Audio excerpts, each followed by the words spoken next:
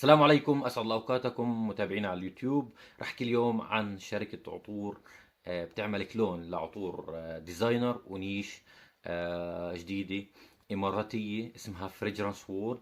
عطورها جميلة. تقريبا هم بيتجهوا نفس عطور مايسون الهامبرا بشكل المحاكاة، لكن أنا شفت في عندهم شوية تميز أكثر من مايسون الهامبرا، وفي عندهم عطور جديدة جميلة جدا.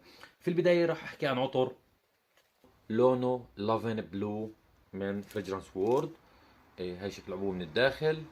هذا العطر كلون ومحاكاة لعطر دولشي ان جابانا لايت بلو فور ايفر.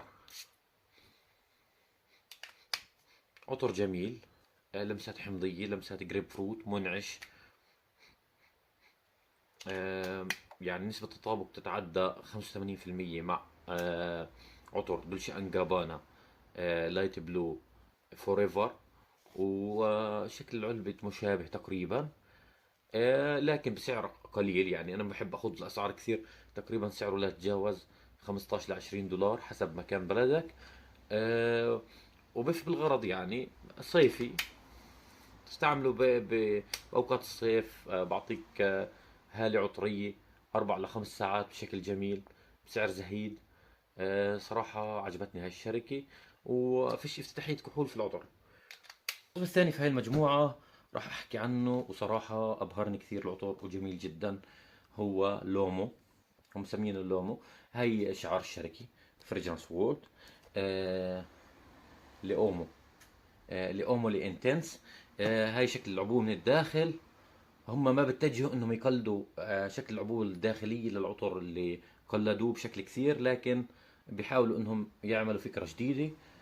لأومو لإنتنس كلون لعطر لانوي ألوم من إيف سان لوران. رائحة العطر متطابقة مع لانوي ألوم بنسبة 90%، وأداء العطر جميل.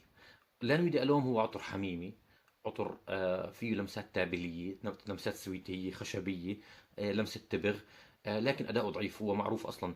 لانوي ألوم هو أداؤه ضعيف، يعني ما بتعدى 4 ل 5 ساعات، وفوحانه ما بعدي ساعة لساعة ونص، ممكن أقل. البديل صراحة أداؤه أعلى.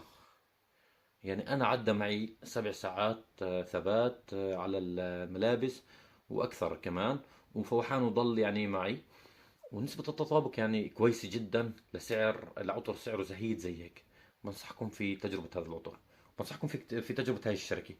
العطر الثالث في هالمجموعة بيرفيوم دي هوم سبورت من فريجرانس وورد. هاي الشركة زي ما حكيت لكم. هذا العطر هو واضح يعني وصريح انه هو كلون لعطر ديور هوم سبورت من كريستيان ديور. برضه هو عطر صيفي حمضي فريش، جميل جدا.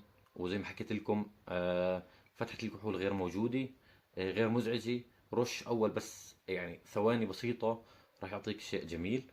والاوتومايزر عندهم شيء جميل جدا، بوزع العطر بشكل جميل. العطر الرابع والأخير في المجموعة هو كلون لبلاك أفغانو.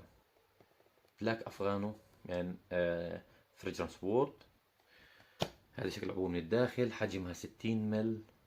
أداء العطر قوي، بيعدي ثبات اليوم كامل على الملابس. فوحانه قوي. نسبة التطابق تقريبا 80 ل 85%. بعيدا عن ايش نقاء المكونات في بلاك افغانو، فالعطر جميل جدا. رائحته الكنة بالهندي او الكنة بالافغاني، مع التبغ مع الاخشاب، اخشاب مدخنة، لمسة من العود والقهوة. عطر شتوي فخم جدا، ويعني نسبة التطابق مع بلاك افغانو شيء جميل جدا واداؤه قوي.